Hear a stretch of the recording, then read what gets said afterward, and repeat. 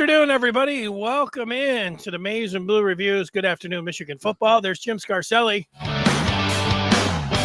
And he is on the screen, and we're ready to talk about the Wolverines who had a big victory over the weekend over the Spartans to retain the Bunyan Trophy. Scar, good to see you. What's going on? Denny, it's all good. It's a big win. It ain't never easy. It's our rival. That game ain't never going to be easy. And I tell you what, as long as Jonathan Smith is there, it's going to be a battle. The guy's a damn good coach. He has a system. He has a plan. He brought the quarterback in, and they ain't never going to be easy. They're good. They're a well-coached team.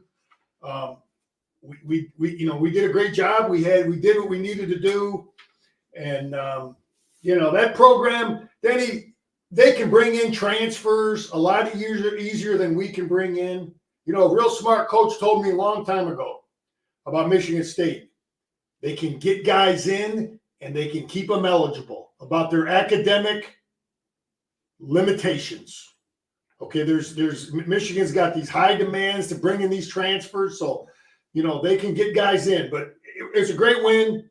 We never assume anything. 3 in a row against these guys. And we out-programmed them, but we'll get into it, man. I'm fired up.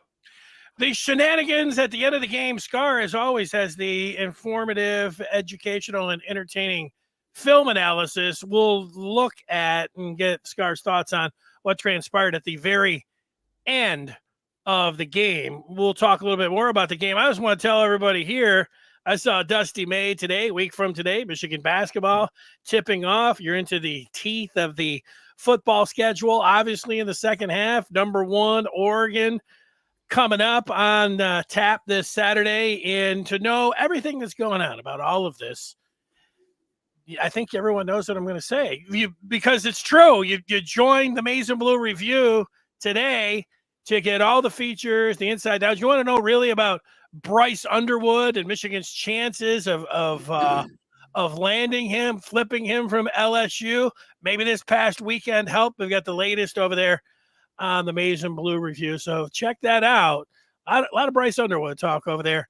Go to michigan.rivals.com to get that done. All right, Scar, the game on Saturday night didn't start out well. If Michigan State goes right down the field and then misses a real easy kick, a 25-yarder, and then Michigan goes 3 and out, and I thought Jake Butt was going to fall out of the press box. He was like, that was such a wide-open pass, and Davis Ward missed him. It felt like the whole season kind of bottled up in that first series. And then Michigan State goes back down the field one more time. And you're thinking, man, this could be a long night for Michigan. But some things changed, not directly after that, because Michigan, they didn't have the ball much in the first quarter, but they finally got it going with their first second real possession in the second quarter, and they went on from there. Yeah, Denny, they do a good job with, they have the coach has a plan. He runs what he runs. A guy told me a long time ago when I got hired as a head football coach is, be known for something. You run what you run. Michigan runs what they run, and this guy runs outside zone, boot pass. He does what he does, and the players have perfected it over there, and they've improved. I'll give them credit. Michigan State has improved big time from game 1. But yeah, that first drive, it did not look good. We made some mental mistakes. Players made mistakes. Coaches made mistakes. Both sides we'll look at this film. And both sides of the ball, coaches made mistakes, and obviously players made mistakes also. But then we did keep them to 17 points. We created 1 turnover. We took it from them. And, those first 2 drives were not encouraging at all. We had trouble stopping them. They got the mobile quarterback, and he didn't make any mistakes, man. Every game I've watched that kid play, every single game, he has thrown a ball to somebody. It was like Rocky Lombardi over there a couple of years back. Every game, he had 2-3 turnovers. Against us, he looked like, freaking Peyton Manning. Didn't miss nothing that day. And that's how this kid was Saturday. But we found a way to win. And our coaches, I'll tell you, Denny, in the offseason, you look at what guys did against you. Yeah. Their defensive coaches, they did a hell of a job against our best stuff. They took our best stuff away. Our run game, just whenever Davis Warren was in the game, I don't know how much we really ran the football. Most of our yardage came when Orgy was in the game. Him running but I love both of them, Denny. I've been saying, I said it before the season even started. Okay, so this ain't new. I'm right there with Urban Meyer. I understand what two guys give an offense. I know the problems that creates for a defensive coordinator. I understand it as a coach. Okay, and they're finally inside run is his strength. Now he did bounce the one out and had the big long run, but those were inside runs, and I think that's the way we're going to go. We're going to run both these. We're going to have both quarterbacks. We got the guy they feel comfortable with throwing the ball to all over the field, and then the other guy gives them problems. So I said it from day one, Danny. And I know people were. No, I wasn't looking to have guys flipping who's going to start. No, I never said that. I always wanted a package with Orgy, and it was executed exactly the way I would have wanted it, the way I said in August. Yeah, I still don't like it. We don't need to go back to that. So I'm with you. It worked out. Both of them played really well, and they played off of one another. So you look good on Saturday. In Michigan, actually, their first three series, they were 3-and-out on the first one. On their second one, they had into the first quarter, that was 4 plays and a punt. And then they had 6 plays before they finally scored that one with Colston Loveland where they missed the PAT. So it took them 3 series, and people were really grumbling and talking about, this thing is flat. If they did have Orgy out there, came in and handed off. Warren came, there was nothing going on there. And but they did get it going. Warren's just started hitting some passes, and whether things click, you get in the rhythm, whatever it is, it had to feel good. I don't know about getting some swagger for him, but it was finally like that's what an offense is supposed to do when you have somebody that can both hand it off and throw it. And Danny, when I looked at this film again, I looked at it yesterday, and I looked. I don't have a coach's copy, but I see the way they're defending us. Bottom line is they don't respect. People don't respect some of our receivers. They just don't respect them. They'll put one guy out there by himself to defend them, and they'll have extra guys in the box that they would not have if we had 1 or 2 serious receiver threats. That's just my opinion. I see what the coach is doing. I understand that as a coach, because some guys will put guys out there, imposters. They're out there, and they want you to cover them or this, that, or whatever. But you give a certain amount of attention to threats, and then you give a certain amount of attention to blockers and imposters. Okay, we got some guys that people aren't respecting, and they're able to get, instead of having 6 in the box against certain formations that they should have, they got 6.5. You know what I mean? They got guys halfway in cheating where they should have 7. They got 7.5. You got to take a real close look at what they're doing, and that's the bottom line. Why we're having trouble blocking some, especially what Michigan State was doing. We got to throw the ball on first down at least once every 3 first downs. People have to know we will throw the football on first down. And, and we got, because they took our zone play away. Anyway, I was talking about what coaches got to work on. Our coaches better figure out how to block we couldn't run our zone stuff against them. They had us all screwed up. We needed to gap scheme them. Block down, kick out is what we needed to do. But, yeah. And Denny, you know why halfback pass worked? We ran, first of all, they're cheating up like crazy. And anytime a back gets the ball, but secondly, we ran that play 3 or 4 times before he threw it. We ran it with him once or twice. We ran it with Mulling once or twice. So that was a play that we ran in the game. So their secondaries would have seen it. So it was smart by our coaches to set that thing up, the exact same blocking the way we did it. So that some of that stuff is, it's a plan. I was impressed that Michigan didn't throw an interception and they didn't fumble. 0 turnovers. Michigan did not commit a penalty, nor did they allow a sack. 0 sacks allowed, 0 turnovers, and 0 penalties. now you're talking about playing the kind of football that you really want to play. So that was something that was good as well. Not beating yourself, Danny. I said that about Illinois last week. They don't beat themselves.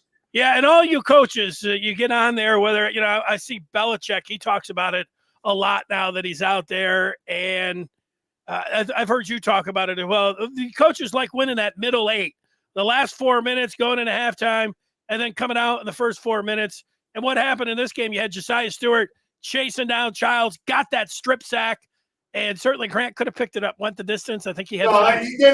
He learned his lesson against USC. He did the right thing. Just flop on the ball, man. Don't try to be cute.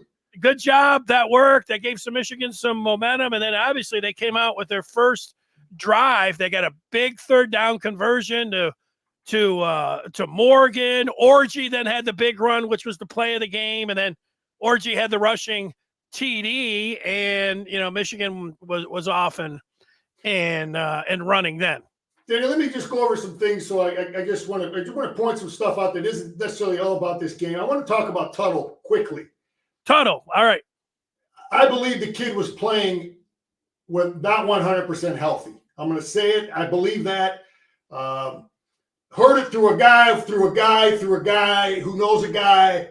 That's what I believe. Okay, the kid was not playing 100% healthy, and I think they just said, let's move on. So in defense of the kid, he was out there for 2 road games, not 100% healthy, and that's just what I believe. I'm going to put that to end because I don't think we're going to see him again. I hope not. And let's talk about our kick game, the kicking game. Other than, this is the second one now. Our holder is jacked up, but our kicking game was huge. Recovering that onside kick, and we did a pretty good job in the kicking game. So, we'll look at some film. There's a couple kick play films on there. But, Denny, halfback pass. One of our callers just said we need to run it once a game, maybe every other couple games. But it's in there now. People were going to have to start honoring it. We need flea flicker every other game, too, with the way we ran it with Mullings throwing it back. Because, you have to have people are cheating up too much, man. And we got to throw it over the top to somebody. We can't let these guys do what Michigan State was doing because they were not defending us the way they're defending other teams in the Big Ten. With a quarterback and a pass threat, they're sneaking that extra guy in there. And for those of you that just might be joining us right now, Scar will, on the film analysis, look at the game ending, Mr. Martini calling it a brawl. We all know what you mean. I don't know.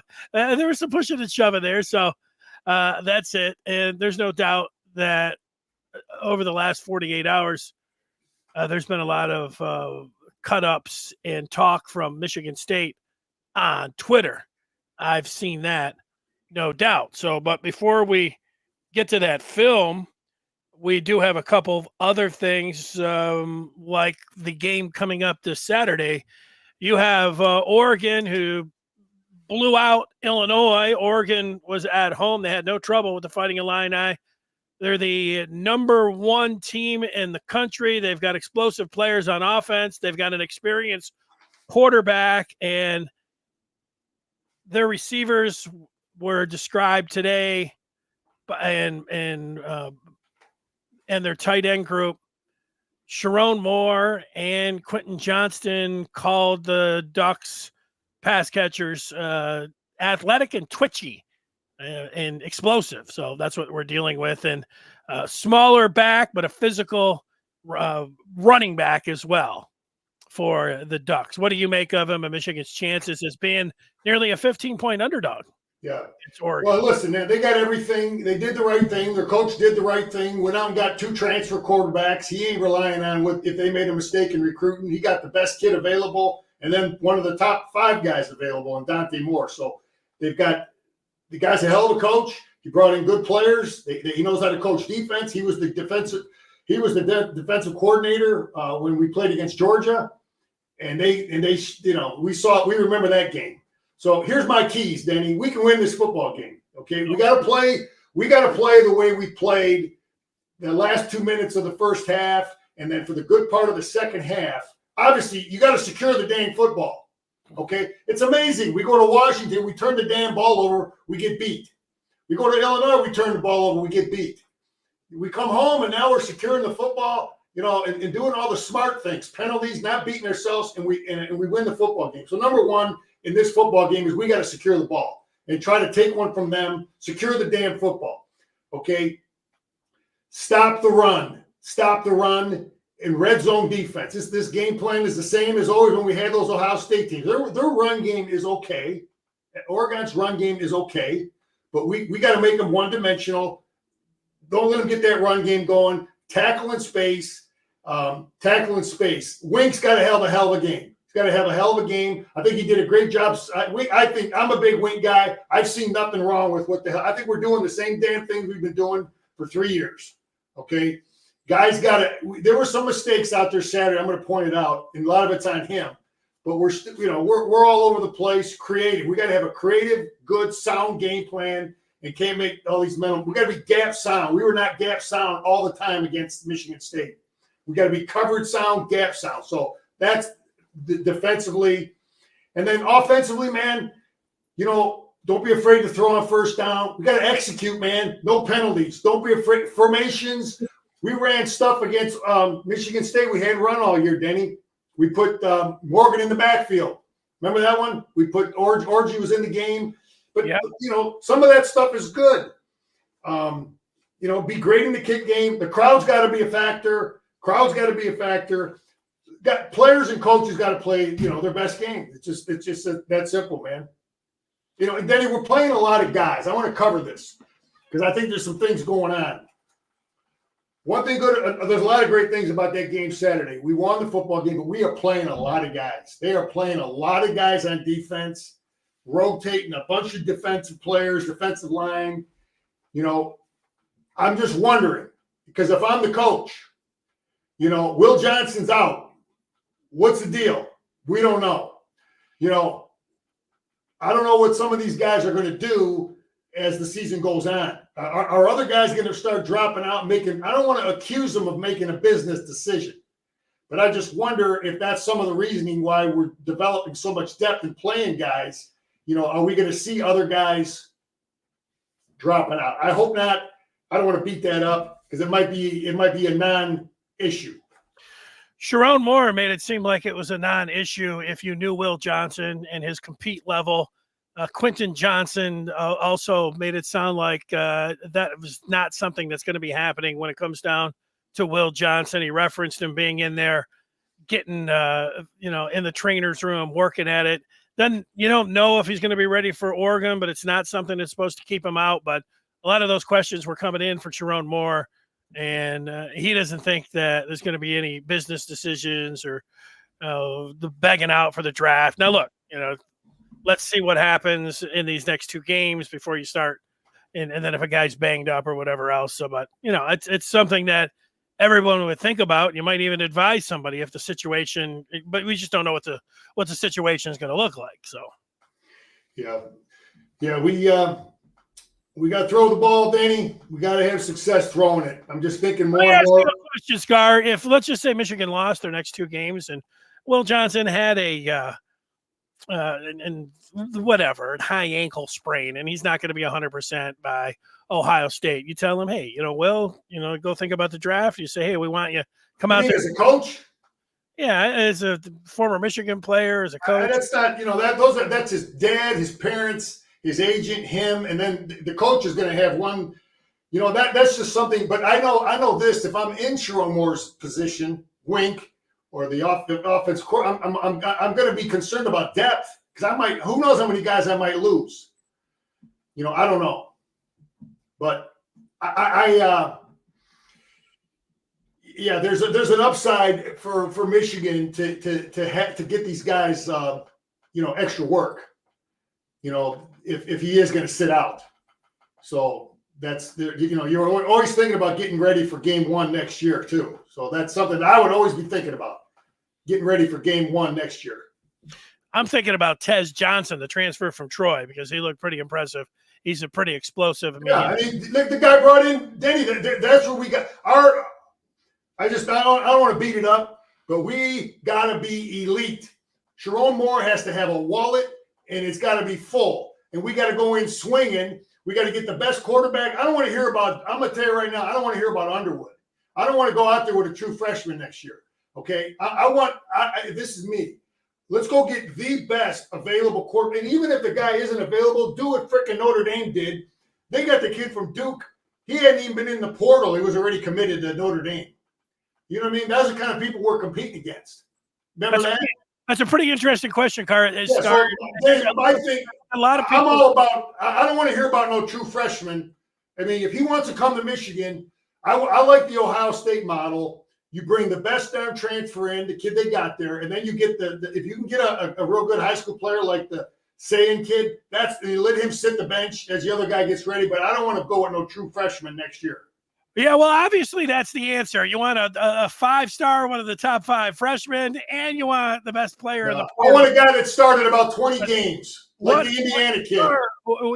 What if you can't get both? Then take the kid that started 20 games. All right, okay. I'll make that absolutely clear. If I got a choice between doing what the Indiana guy did, you go get the MVP, a proven quarterback, started 24 games, or some high school kid.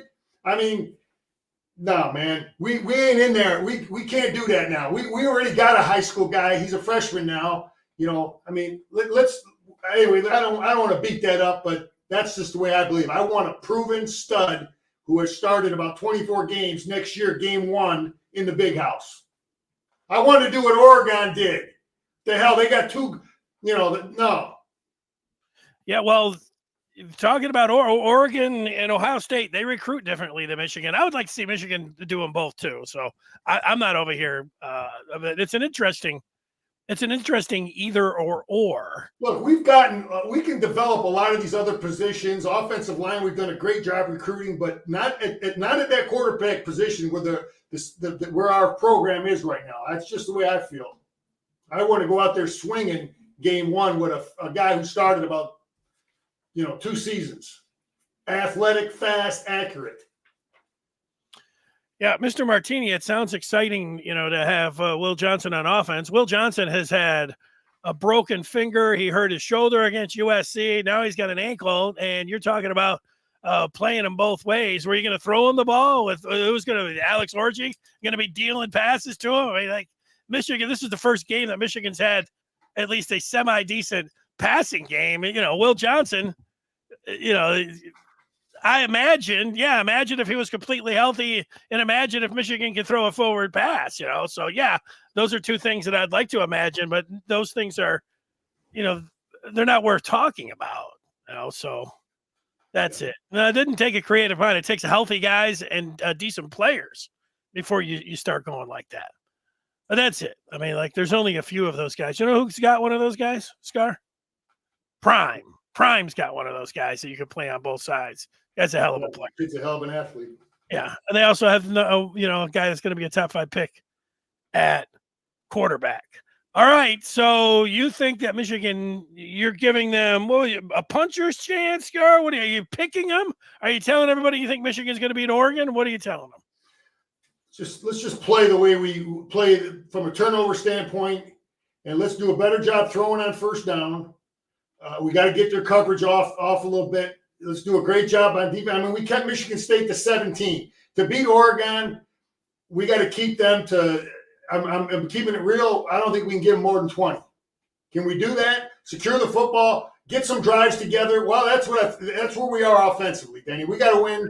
I'm listening to you. We got to control we got to run some clock, run the ball, score points, secure the football, shorten that game, and get off the field on defense and minimize those possessions. We don't want to be in a race, a horse race with these guys. So, because they can score. So, but we got a chance, man. Just turnover free, penalty free, crowd a factor, disrupt their offense. We got a shot, man. Yeah, if you can run the ball and dictate the terms there and play some defense and you're at home, you can beat anybody. So I hear you. Shorten the game that way. Win special teams. How about that? Smash is with you. He's got a 23-19. Okay, there we go. That gives us a chance, man. Let's strip a couple balls, get some tip passes. Defense has got, let's go, man. We're fired up. We got guys healthy. We're playing a lot of guys. We're at home. Yeah, hopefully Will Johnson is back. Gentry and Hillman, they were not committing to those guys playing, but maybe one of those guys can come back too. I mean, obviously Gentry seems like he would be a little bit more important since he was starting on the offensive line, but we'll see. They gave up 0 sacks. That's a nice number for the. That's one advantage. We started 4 different tackles, Danny. We got depth. You recruit a lot of guys. That's why you recruit them. So in game 7, 8, 9, when guys are getting busted up, you got guys you can throw in there. So that's how the great programs can win and survive, because they've recruited. They got depth. There's not a big drop off from Lincoln Gentry. I don't know what the drop off is, or Percy and Big Hinton. I don't know. We're in there. So it's good to have Big Hinton back. Yeah, he did some good things. He pulls out there good. He's good on the perimeter, pulling in space. Yeah, good job. Good point, Scar. What do you think about the film? You ready for that?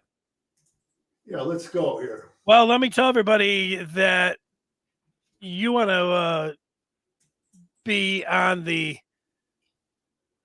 film like Scar and Telestrate. You get Quick Cut, video and analytics, your place to store, share, and analyze game film, and you can be like Scar again and able to do that. So with that, here we are right off the bat in this game with MSU driving down the field. Danny, they're a good offense. They have a plan. They have a system. They're outside zone. Not many. Iowa runs outside zone good. So you're gonna play Michigan State. That's what they stand for. So you got to stop the outside zone. This quarterback is good, and we got to deal with him for probably 2 more years. He's good. He's improved. So we started out in our base front. We gave him a lot of different looks. I think our linebacker has to make this play, but they're a good offense, man. This is I think they're in man here, and this is one of the. He's got to get there quick. That's one of the. You want to run zone. You want to run a screen against a zone. It's easier, but if the linebacker doesn't make this get on, he's got to get on him right now. But if he doesn't get on there, then you're in trouble when they run a screen against man. You follow me there, Denny? Yeah, I sure do.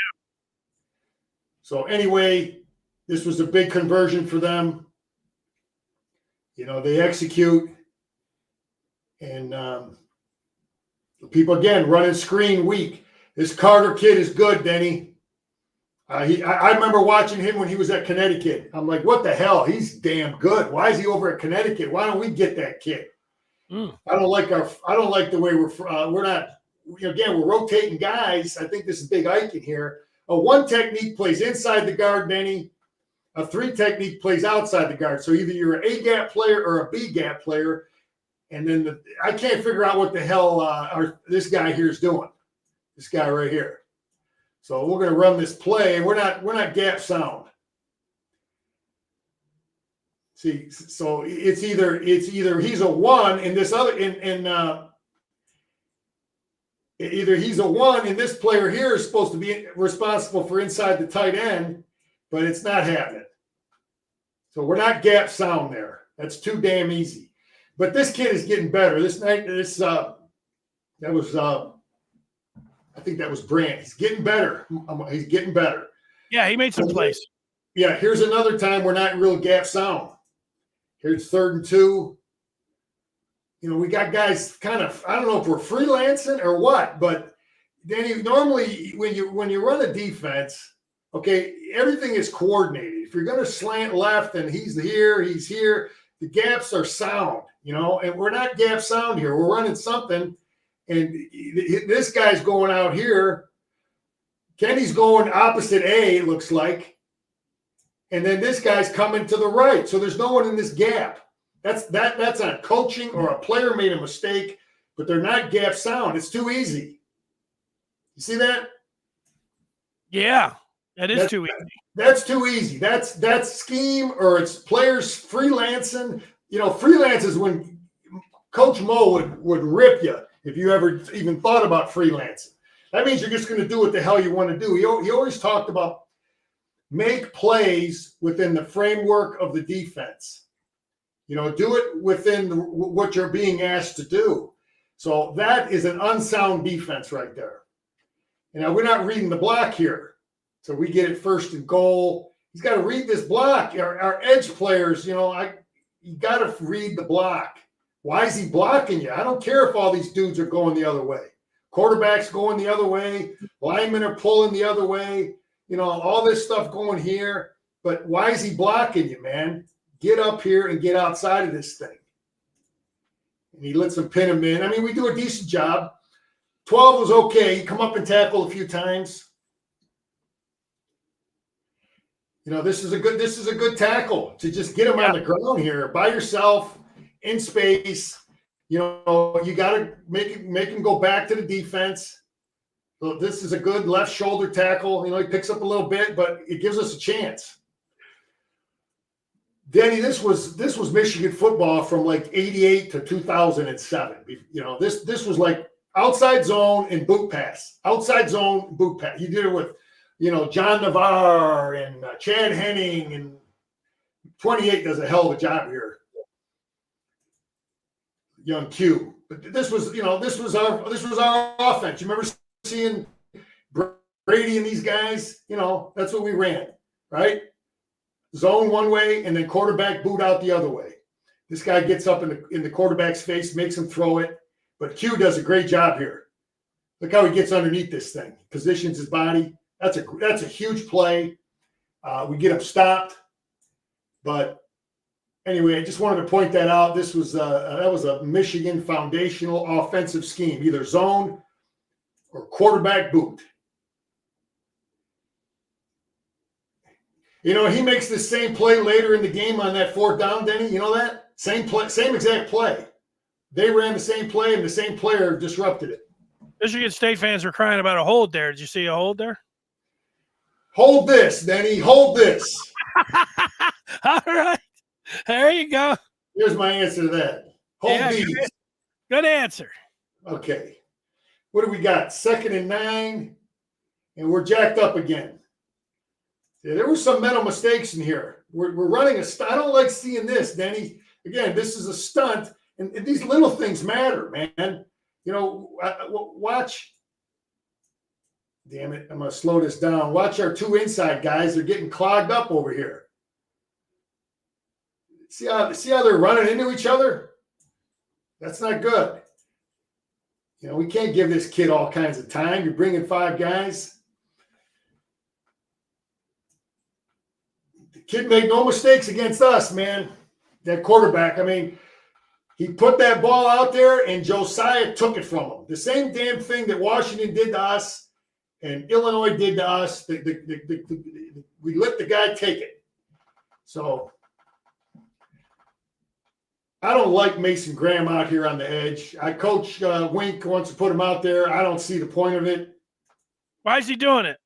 I don't know. He wants to give him a chance to rush out on the edge, but he should make this play. He doesn't take a good angle. See, Denny, when you move guys around in a lot of positions, there's some strength to certain things, but this is like they don't perfect it every day in practice like the guy that plays the damn position every day. I understand this as he's come flat. He's getting upfield. He wouldn't make this play if he comes flatter. I don't know why the hell he's getting depth. He needs to see his angle's bad. Football is about angles, Denny. It's about physics, geometry. It's all about all that stuff. And then we're not good here either. We're screwed up here at the top. Denny, this is not sound. This is, okay, look here at the top. Okay, we're bringing him, right? So that tells this guy he's got to go inside here. Otherwise, if he goes outside, one guy can block 2. And what ends up happening? You got 2 guys out here. Big Moore is outside. See how he should have been inside there? So, the coach has the right scheme, but we're not executing it. Because this play should have been drilled right in the face with Moore coming right through here. Because he should know he's got someone else on outside contain. And it's poor execution. Wink has the right scheme. He didn't coach it up right, or the players are screwed up. This kid's good, man. I think he was the best back on the field, without question. This kid Carter right here. Yeah, he ran hard. He's good. He's hard to bring down. He makes guys miss.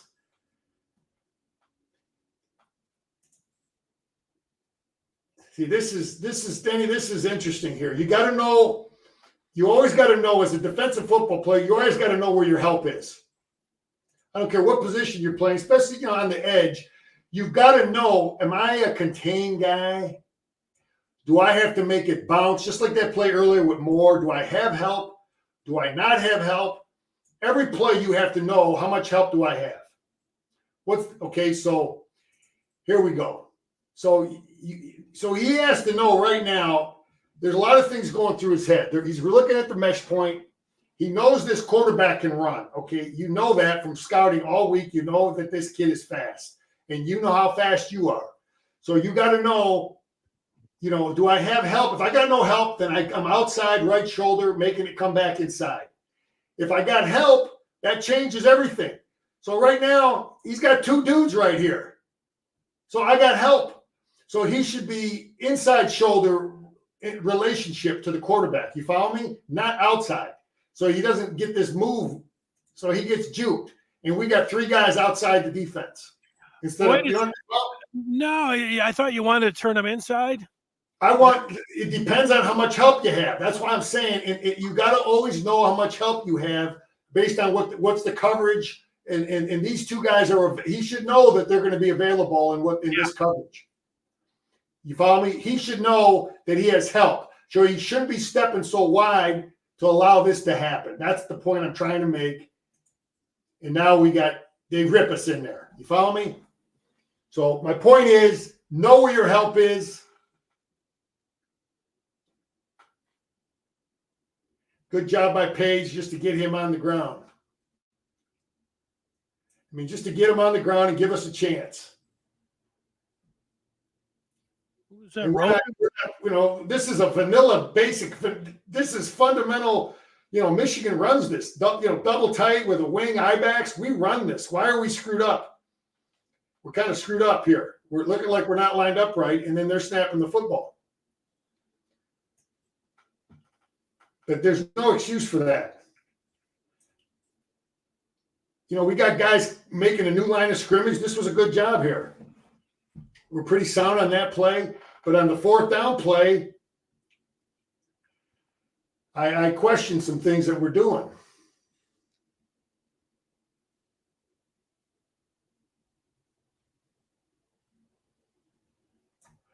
All right, so we've got an A-gap player, Denny. We got an A-gap, and we got no one in the B. Either this guy here, are you a B-gap player or are you a C-gap player? But we have no one between the guard and the tackle, and that's where they're able to run the football.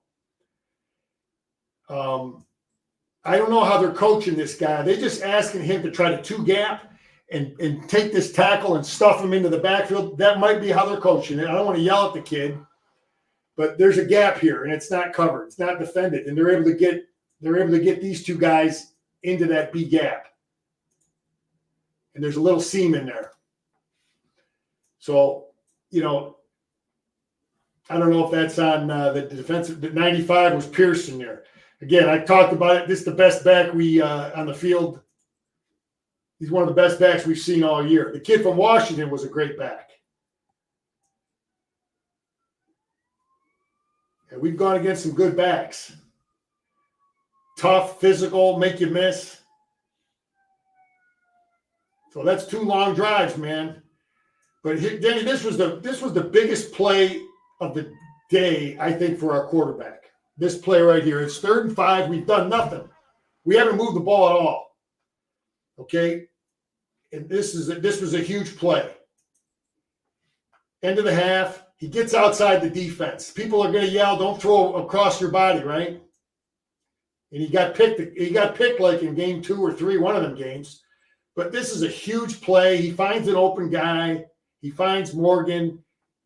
Everything changes, I think, for our offense then. I think that was his biggest. I think that was Michigan's biggest play of the game right there. I think it was because it got him going. It gave us some confidence. It kept this drive going. If we don't complete that, we're punting the ball. We got nothing.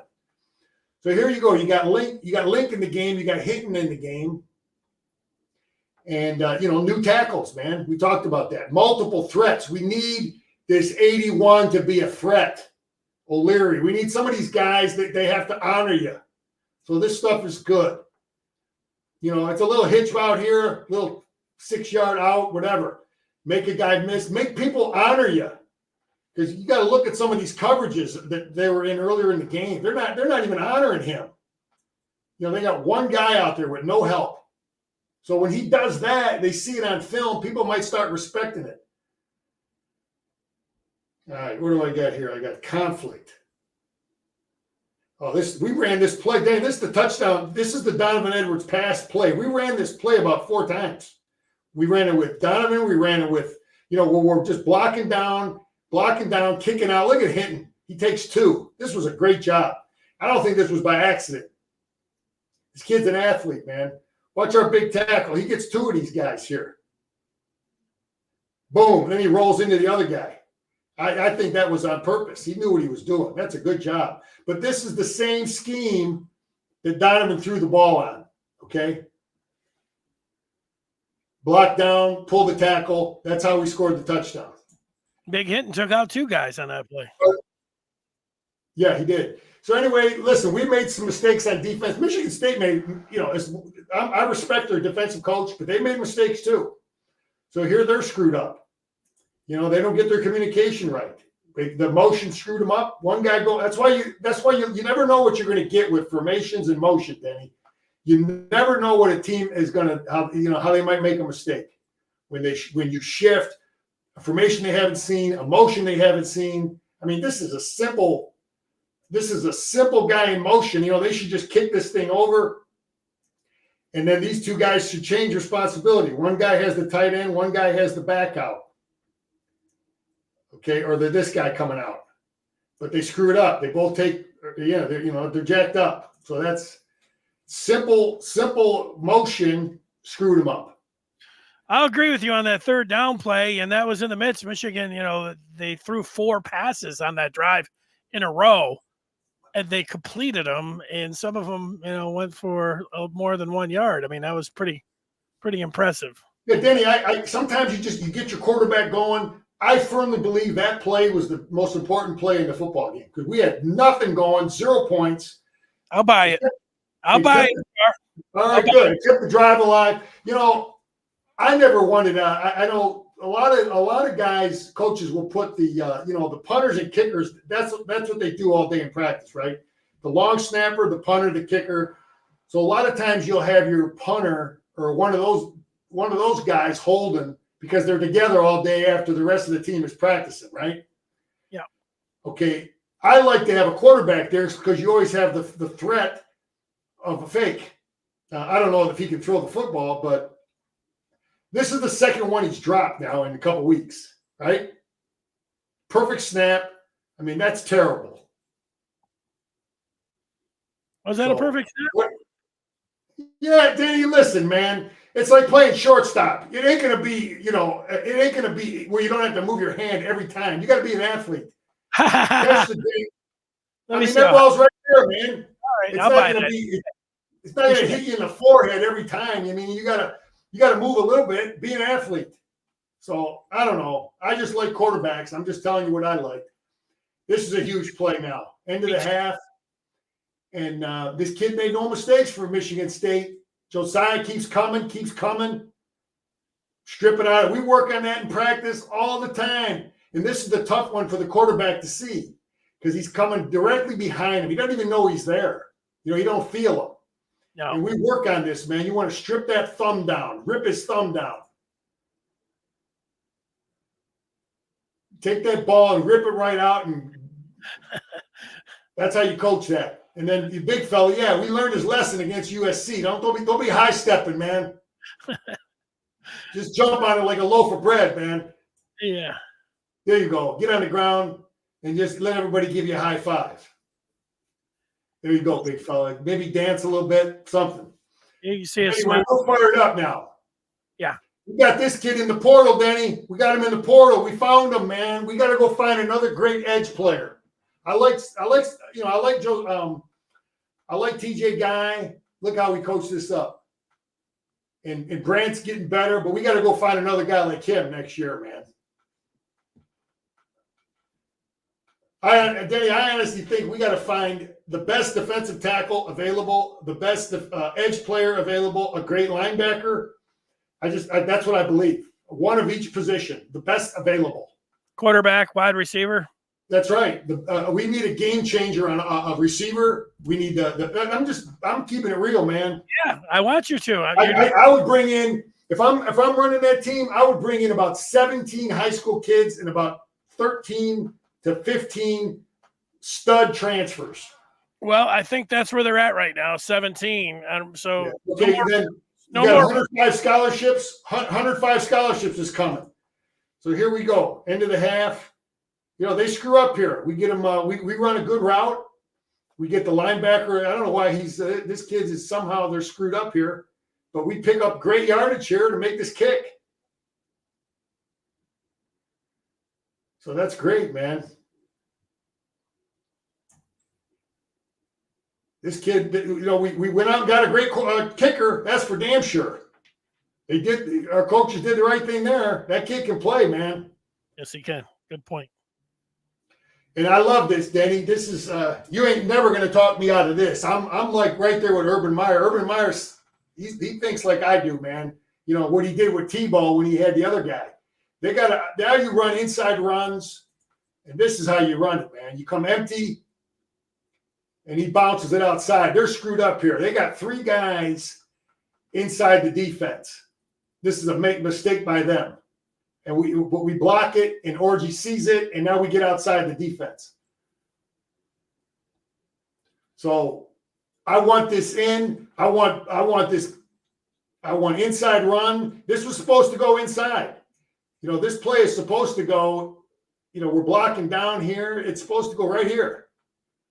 Okay, but he ends up logging him or reaching that end player in. And Alex reads it, but I love it. They got to defend it. They got to deal with it. And his strengths are inside, but if they really hammer it, he's got enough speed to get outside. So that's game changer, man. Was he our leading rusher? Yes. Yeah. Okay. So that's how it goes in coaching, man. The Michigan State coach did a great job stopping our run game, but there's one thing he didn't get a handle on that. Okay, what's the score? 7-9, 1st and 10, third quarter. This is a laser. They're not even this fake really didn't fool them much. Even though we're running flea flicker, it didn't really fool their defense. I'm looking at their coverage, man. It's like this guy knew certain coverages. He's in pass coverage at certain times when we're throwing it. I'm like, how the hell they figured some of this stuff out? But anyway, that was just bro. That was a laser. This is a laser beam, man. This is a great throw, and we didn't really fool him. It's just a small window, and he throws a freaking dime right in there. Yeah, he did. We got a quarterback. This kid should be confident. This will be his 5th start. He's at home. He's capable of having a great game, man. A throw like that. Yeah, I love that one. Okay, inside run, baby. Scar been saying it all year. In number 20's in the game. We can't do this with 7. That bothers me. But we can run it with 20. You got 71 in the game. You got Bredesen out here. We're gonna have 20 block. Watch the block he makes. So we pull our tackle, kick out, and then Mulling is in there, former linebacker. He's taking on another linebacker. And now we're just running a 235-pound stud in there. No chance, man. This is well executed. Link, nice job. Nice job, Bredesen. All 3 guys are blocking, and you got a stud in there running the football. So I don't want to hear about putting that orgy package to bed. Forget that. Let's run it. Let's execute it. And he can still throw the ball. They got to honor it, man, Denny. They got to honor it. It's not like he's a kid that can't throw a football. But just enough. Okay, what's this now? This is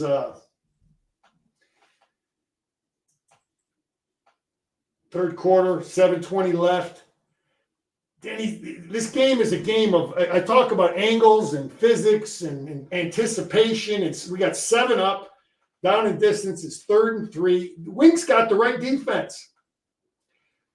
But look who you got to get off the ball. This is a game of inches. If he takes a better angle and he gets off the ball faster, Barham down here, he'll make this play. But he's got to get off the ball just soon, a little quicker. Look at the other guys. Look who's first off the ball. I'm gonna go slow motion. See how the other guys already got a half step? Yeah. And he's back here. His helmet's here, their helmet's there. You think that would have been a difference in making this play? He's slow off the ball. I mean, he takes a good angle. He's got to be upfield in case he but you don't want to hit him in the head. But I think Guy was talking about anticipation, and you got to get off the football. It's a game of inches, man, and anticipation. See, you can see it easier there. How he's slow off the ball. Mm-hmm. He should be up closer to the line of scrimmage. So, this is tough. You're by yourself out there in coverage. I'm not blaming him. That's tough. There's a good throw. What is this? 3rd and 1. 78. 78's Grant. Yeah. Kenny makes a play here. Yeah, he did. So we're slanting over here, but we got nothing back over here. I don't know if this is how Wink wants to do it. We're slanting to our left. So these guys are all slanting, but there's nothing here. Luckily, he makes a play. You see, Moore's going underneath the tackle, but we got nothing here if the kid decides to bounce it out. But Kenny makes a play. I mean, that's the design of the defense. He's slanting to his left. They didn't block him.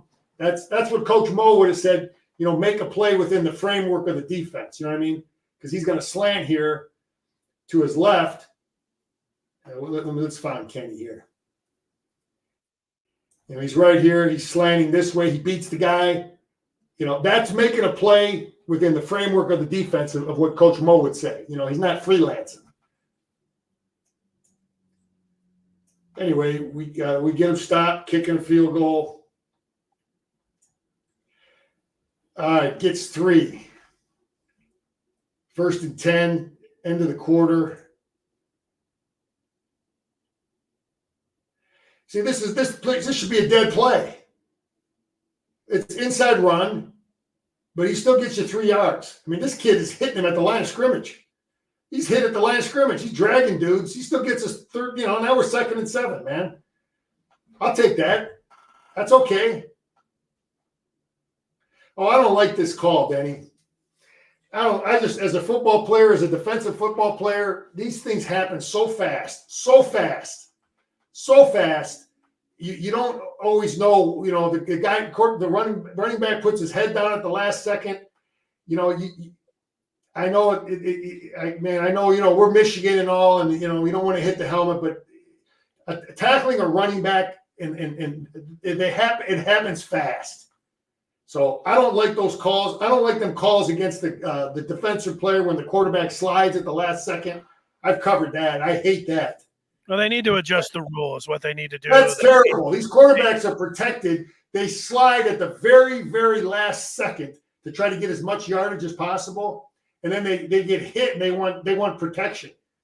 Well, sometimes they need protection, and that's when you throw them out of the game, and that's when you suspend them for half the other game. A lot of these are ones that it's hard to stop, and you don't need to be throwing somebody out of the game. I don't even think it should be a 15-yard penalty. It should be a 5-yard penalty, 10-yard penalty, but don't kick them out of the game. Anyway, 3rd and 3, and here's our quarterback again, throwing against the body, but just be smart. And I gotta believe, Danny.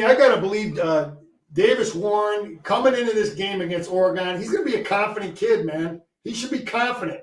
Game 5 starting. All right, we've ran this play like at least 4 times. Okay, down and distance. That's when you want to run it. First down. You want to run this play on first down.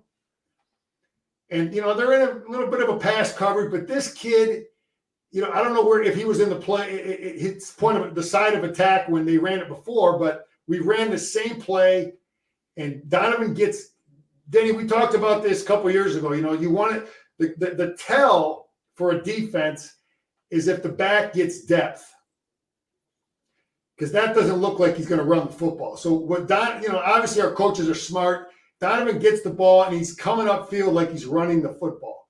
If he gets depth, it'll be a tell and the coverage, you'll see it real quick.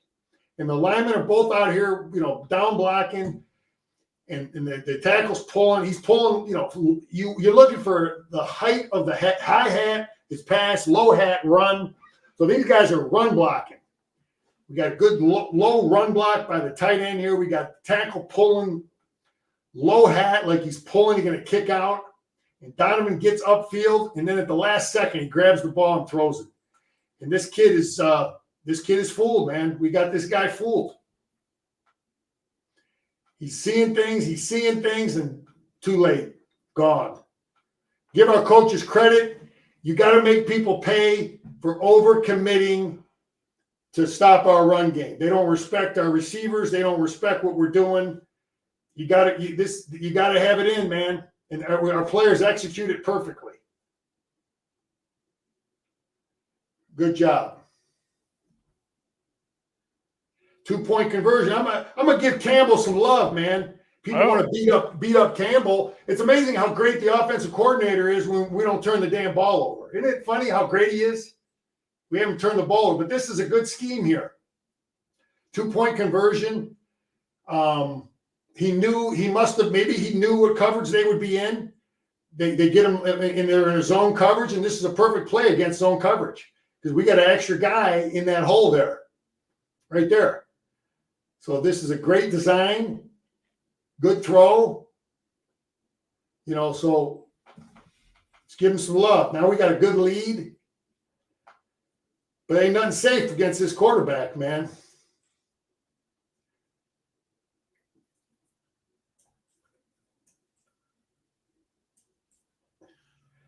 All right. Number one, this kid's a damn good football player. He's a tough, good football player. The kid we got from Maryland, Barham.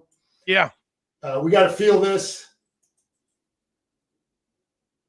There's more screen to the weak side. What's our coverage here? It looks like a type of zone. Yeah, we're in a zone coverage, and I'm not sure the flat player's got to feel that, but more zone to the weak side of Michigan's defense. Number 20 here, he does a great job anticipating this. We're in zone coverage, 2nd and 10. Nice to see him pick it off. But you can do this. These guys know they have help over the top, Danny. We're in zone coverage. You can't do this in man. You can do because you don't care in zone. You got help over the top. Good job by number 20 there. Hill, right? Yeah, Jair. Shug Hill in the house, making it happen. Good break. No penalty. Let's get a tip. That's what we got to do against Oregon. Tip it up. Someone get it. I thought this was our worst play on defense all game. It pissed me off. It's 3rd and 10. Yeah. And we're screwing around. We're trying to get cute. We're doing some BS here. Who's rushing, who's dropping. So let's take a look. So it's 3rd and 10. It's a pass situation. Ball's over there, 37 yard, whatever. So we end up before the ball is snapped, with a whole bunch of dudes over here on this side of the ball. We got 4 guys over here and nothing here. And then we're running. Let's take a look. Again, we're running. Is Mason Graham supposed to be responsible for this gap? Is this the way they're coaching it? See where Mason Graham is, Denny? See, they're running something here, and he's coming underneath. But is he just not – he's not getting there. He doesn't get there. He doesn't get there in time. That's a long way to go. Well, I know. But listen, give their coaches credit. They saw what front we're in. They audibilized to it. But he doesn't get there.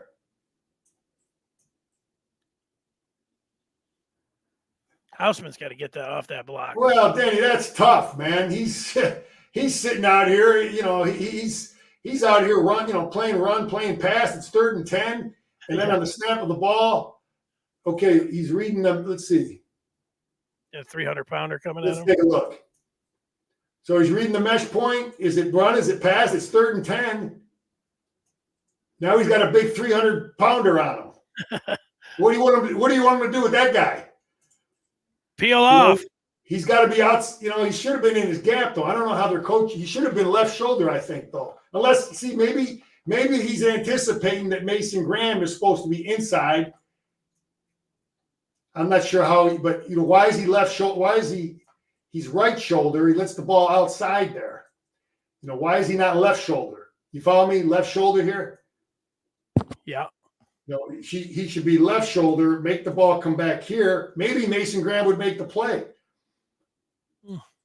You know, yeah, he may have made, you know, again, that's why you always got to know where your help is. He's got to kick the ball back here.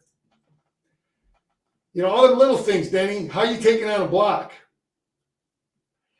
More freelance. Is this freelance? Here's 91. Brandt getting clock. 34 is who, Denny? Hood? Does he have a nickname? I don't know. Anyway, he's got to make a play here. Got to make a play, Hood. Pop the hood. Yeah, that's too much. But they're playing. They are definitely playing. One thing I totally agree with, they're playing guys. We got 5 up. What's it down in distance? 3rd and 12. We're running a stunt, and he just doesn't get there. You know, the kid's a good player, man. Marsh is good. He's an athlete, highly recruited out of River Rouge. You know, I like this stunt. If he just gets his hand up, maybe we can block that thing down. But the quarterback makes a hell of a play. Their quarterback did some good things, man. So, you know, this is why this game is important, Danny. This kid's from River Rouge. Okay, that's in the state of Michigan. We don't want guys considering Michigan State. We want him going to Michigan. Oh, he's a good one. He looks good. Anyway, we hold them off. And let's look at the end of the game. I don't want to look at all this BS. I'm going to tell you how things normally go, okay? All right, let's hear it. I want to hear what you got to say here. How much time? Here we are now. Normally, the way it should be, if I'm on either, you know, defensive players are just going to kind of titty bump, right? They're in this formation. There's no reason they're going to run a football play. They're not down in the stance trying to run. You know, they're in this deal here. Now, I get it. Maybe somebody might do some crazy stuff, but it's never happened. Dan Marino did it at the end of the half. Remember where he was faking like he was, but that was in the end of the first half. Well, in Michigan State's defense, they won a game against Michigan, 9 years ago or 10 years ago. A snap. I know it's different. Totally different situation, man. There was time on the clock. They're rushing a punt. Apples and oranges. Okay, so normally I don't have a problem with them rushing in a one-score game, even with no time on the end. So you don't have a problem with these guys teeing off on the offensive players? Yes or no? Do you think it's ethical for these guys to get in a three-point stance? How about if these dudes on defense are in the three-point stance and they're blowing out the kneecaps of the offensive players? Is that acceptable? Well, I wouldn't want to see them. Yes or no? Is it acceptable? Not to blow out the kneecaps, no. Okay, how about a punch to the face? Is that acceptable? No, that's suspension worthy. A punch to the face. Well, they don't do it. Look what he does. He starts everything. This dude right here and this shit. Again, Danny, normally there's a protocol. It's like we're just going to step back and kind of pass pro. Yeah, but that protocol's out the window. But so they're going to rush. Why throw the? Okay, well look what the defensive players from Michigan State do up here. All right. Okay, they're kind of like just chilling. Look at the guys at the top. All right. Okay, they're just kind of titty bumping, right? Aren't they titty bumping? Look at the guys at the top. Okay, they're just titty bumping. This is what damn near every football game I've ever coached and played in. This is the technique. See why these guys are titty bumping right here? They're not even engaging Michigan's offensive players. They're not even engaging them. Yeah, I don't see any problem with what an 8 does here so far. Coming off the line and shoving. You don't see a problem with these two guys down here? No, I don't. Okay, I don't see a problem. Okay, if you're gonna play it like a defensive football play and engage and punch and put your helmet under his helmet and get after the guy, you know what? I can kind of almost accept some of the things you're saying. Okay. Yeah. Okay, but guess what's going to happen if and I'm going to get into this play. I'm going to talk about this, what I would do if I'm playing against this football team in the future, because I'm going to remember everything as a coach. So let's watch this kid real slow. Okay, because that right hand comes to the face of Loveland. It comes to the face. Watch his right hand. Punch and extend. You see it right there? Yeah. Okay, is that, in your opinion, is that okay? No, that's a penalty. That's unsportsmanlike. You ain't calling no damn penalty there. Well, it's a penalty. You put your hands to the face. So that's a penalty. That's what it looks like. So you believe that it's okay to come off the ball and fire off the ball into the defender, which I understand your argument there, but you have a problem with the hand to the face. I do have the problem with the hands to the face. Uncalled for. Okay, so that should have been so that you could make the argument that could have been a penalty, but it's really a cheap move at the end of the game, Denny. I'll give you a little bit. It's on the cheap side. Yeah, I mean, I get that. So it is a cheap, rotten move by a Michigan State guy. Okay, now Loveland's pissed off because he just had a guy punch and throw a hand in his face. Understandable. Yep, understandable. So Loveland responds. Yeah. Okay, so there's where we go, and that's how this thing goes off. Now, he leans in. Now, yeah, right. So but the Michigan State guy, see, these dudes over here are chilling. They're almost getting ready to shake hands. Yeah. And end this thing like normal people do. Okay, but no, not this guy. This guy ain't doing it. So then we know what happened. So here's what he was looking for a fight, and Loveland obliged. Okay, well, let me tell you something old Scar would do if I was coaching again, and I'm going against this team. I'm going to tell you what I would do. I would come out with double tight, double wing. Okay, I'm not going to have this formation. Forget this formation against these guys. Forget it. We're going to have a guy right here, and just like we do short yardage. And I'll have maybe I'll have this guy right here. But we're going to fire off the ball. We're going to wedge block. We're just going to wedge block everybody. We're going to come off the ball, and we're going to chop down in there, and we are going to protect ourselves because we ain't having this happen. Those are things I would think about doing if I'm playing these guys, and this is the kind of BS they do. I'm just telling you as a coach, Danny, I don't forget things, man. Coaches don't forget what guys do. Well, here's my thought. Like, okay, I see a lot. I'm watching the NFL yesterday. There might have been 10 times I saw guys pushing and shoving there, but you can't throw punches. And, what they need to do is find these guys and then suspend them if they throw punches. That's what needs to happen. Well, listen, what this kid does here for Michigan State, it's no different than many penalties. We had Pierce had a penalty last week. Mason Graham had a penalty, hand to the face mask. Look at it, hand to the face mask, extended. Hand to the face, that's a penalty. Yeah, so those are penalties that they happen all the time. But there's no reason for it at this point in the game. I agree with that. There's no reason for it. You're upset. It's a rivalry game. Everybody's hot. These guys are hot. I know, but we're losers, So yeah, I mean, I get that. I would say that it is on the sore loser side. I mean, it's not other guys are all chilling. Everybody else over here is chilling. They realize the game's over. This is what people do. They're taking a knee, but not this kid. No. Okay. He's a sore loser. What ends up happening is what I'm going to do is I would maybe have a conversation with the coach before we play him next year. It's a coach. I'm going to tell you right now. Listen, if you guys are beating us, my guys are not going to do what this kid did. And then I want to hear his response. Okay, because if he's telling me that he can't guarantee you that this won't happen again, then we're getting down in the 3-point stance and we're coming off the ball. We're going to protect ourselves. I think that's fair. I think that's a fair conversation to have. Anyway, I guarantee you, I ain't letting my guys get lit up like this. Yeah. So anyway, that's that, Danny. That's all I got, man. Yeah, well, for me, I have, I see a lot of that. Yeah, it's bad sportsmanship. It's a foul. That guy's a sore loser. But It's not like some heinous crime. And Loveland, on the other side, that wasn't a headbutt. He just put his head up in there. Was it close to being that? I mean, you could make an argument that, yeah, it was close to that, but it wasn't.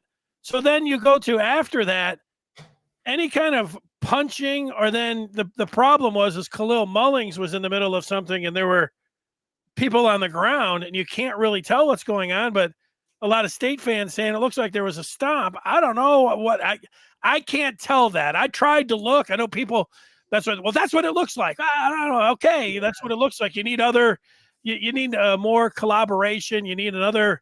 What I would say is that if they said it was a Michigan State staffer, if after the game you got a picture of a Michigan State staffer with a cut down their face and you say, well, that's what happened when they were on the ground, well, then I think they've got some kind of case. But I haven't seen anything where the staffer was injured or anything. So we don't really know what happened down there. So you can't really jump to conclusions. State 2 years ago, people want to conflate these two things, with the tunnel and everything. The difference there is that you have a video and, you see a swinging helmet and you see a clear stomp when it was going on there. I can't say to me that it looks like a clear stomp from Khalil Mullings. I think that other stuff, that kind of stuff, you don't like to see that happen, but it happens all the time. And you can almost understand that kind of stuff. It's interesting, I think, having that conversation, like you said, with Smith and Moore, like, look, if, we don't want anything like this to happen, we're going to tell our guys, hey, if it's over, it's over kind of thing. I think that's a smart move. Yeah, those are things you talk about at your league meetings also. How are we going to deal with this? Are we going to talk to our guys about, end of the game, taking a knee? What are we going to do? So if I got one guy that isn't buying in, then I'm going to be prepared when I play him. You know what I mean? If I got one guy that, that's not his deal, then we're coming off the ball, man. All right, Scar, this is what a lot of people wanted to weigh in on. Let's take just a couple minutes and see what the people have to say about what transpired at the end. Adam likes you. OT is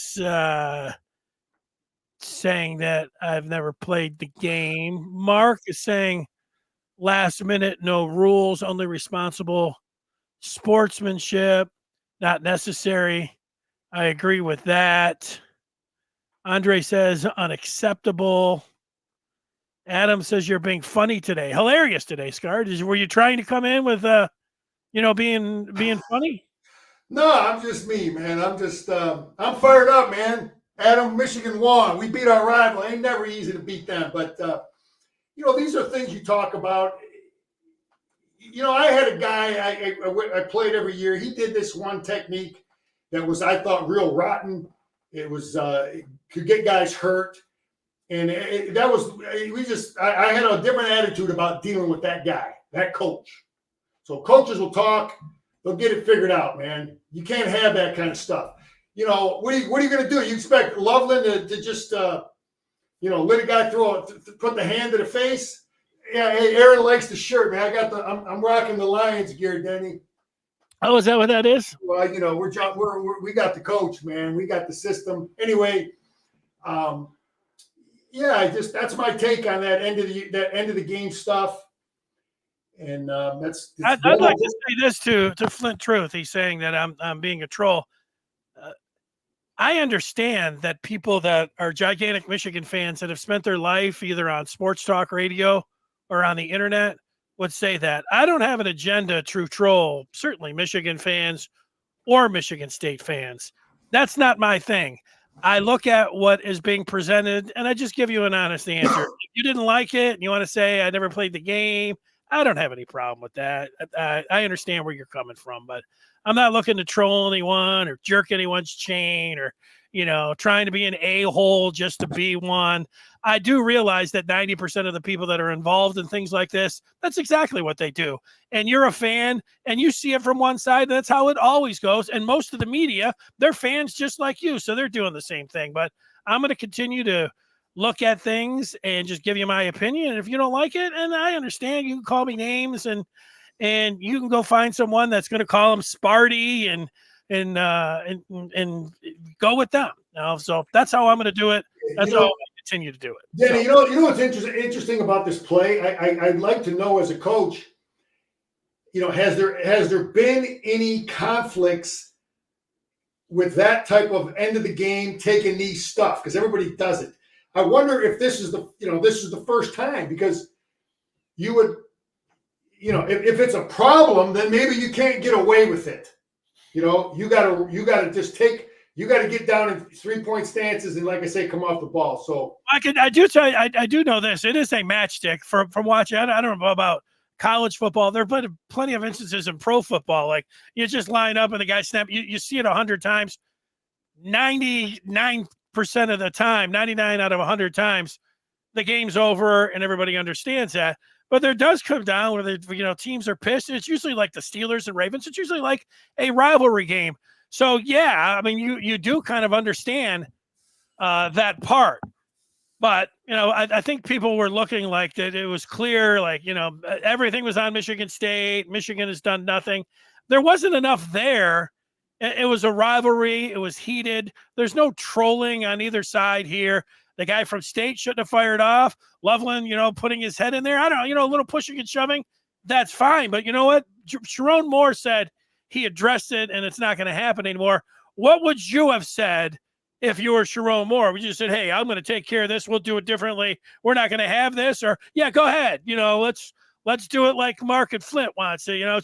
Should we have taken some helmets off? Danny, I told you what I'm going to do is I'm going to have a talk with people in the league when we have our meeting, and we're going to look at that play and we're going to say, what are we going to do, coaches?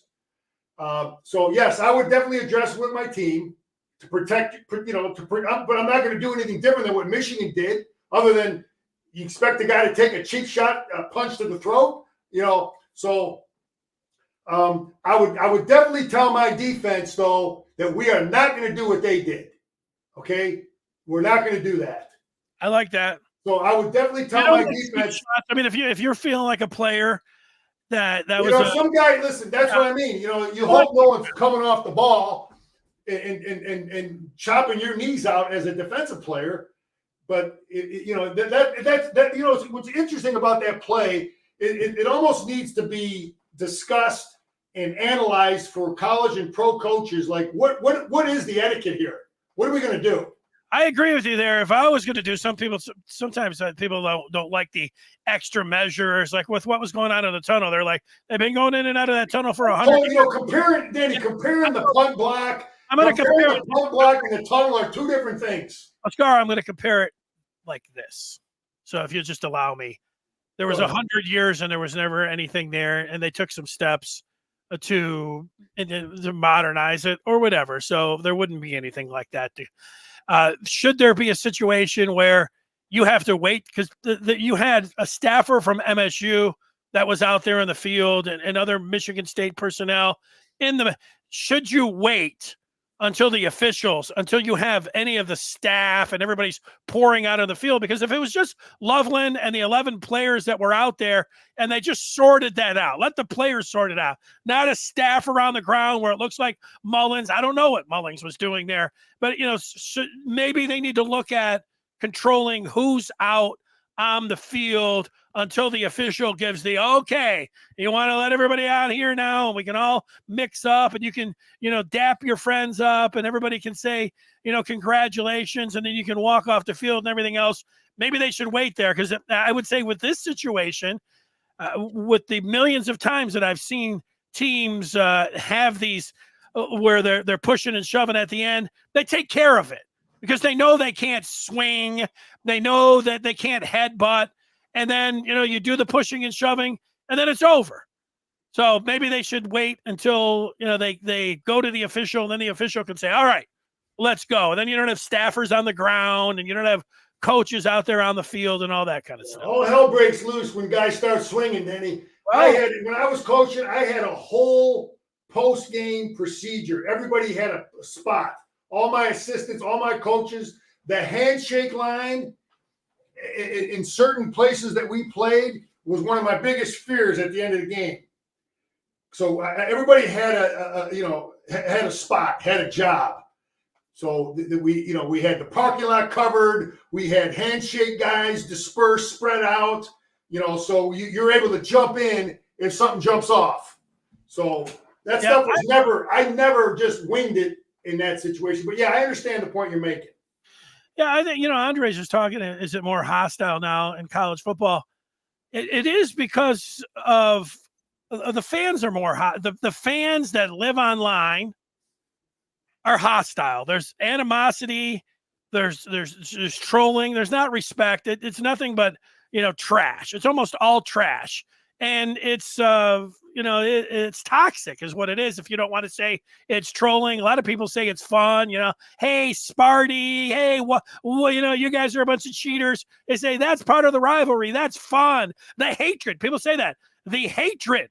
I mean, Harbaugh was taken aback last year because he wasn't able to be at the one game, I think it was for Ohio State, and he had to sit back, and he came in and he was like the beginning of that, of the game, the pregame, it was like hatred, bitter hatred on each side. And when you're a player, you're a competitor. Yeah, you say, I hate the team or whatever else, but you also have a level of respect for them.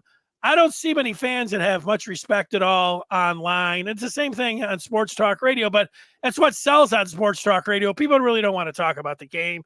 They want to talk about the hatred, where you went to school, and if they can go one up on you. And it's the same thing on the internet. And that toxic area spills over to some of the players, and that could have an effect. I would say. Yeah, I think that there's some sensible voices out there, because if I was coaching defense, or if I was the head coach of Michigan, and my guy did that, threw that punch to at the end of the game like their guy did, we got a problem. Yeah. Okay, we have a problem, because I'm going to address it with him, and I'm going to address it with my team. So. Yeah, this is a hated rivalry, man. It is what it is, but it was pretty damn clean out there. It was a good game, and Right, it was right up until that point. It really was. There was guys helping each other up. I saw that. Well, here's what Mark's saying, and I'll say you're an announcer here, Scars. You said when announcers say, yeah, the hatred and everything and the toxic stuff, I understand it, but it is a big part of it. The announcers hate each other. I've said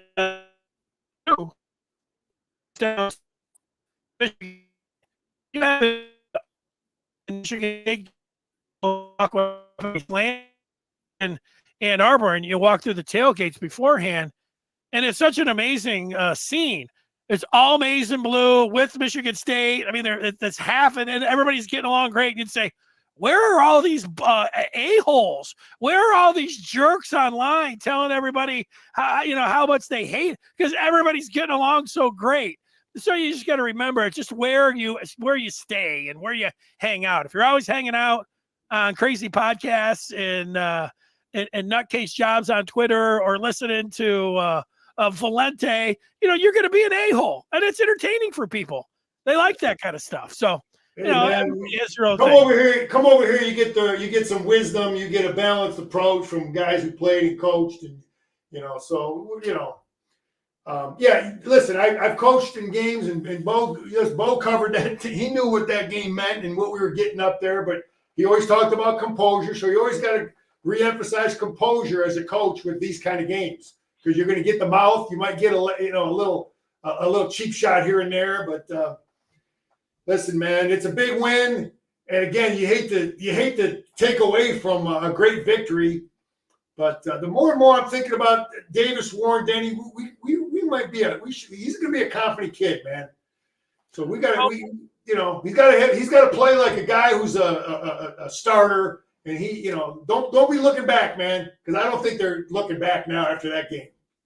Scott, I got to say, you did a good job there of describing what happened at the end and how tempers could flare up. 99 of 100 times when the game's over like that, dudes are just snapping the ball and shaking each other's hands. They're not firing off the ball, and they're not putting their hands up in somebody's face. That is asking for it. That's asking. Yeah, I've been there as a player and coach, Denny. So they initiated it, man. Coach it up, Coach Smith. Talk to your boy. And otherwise, we're coming off the ball. Let's end on that. Go Blue. Let's go get the Ducks. All right. Thanks, Scar. All right, Danny.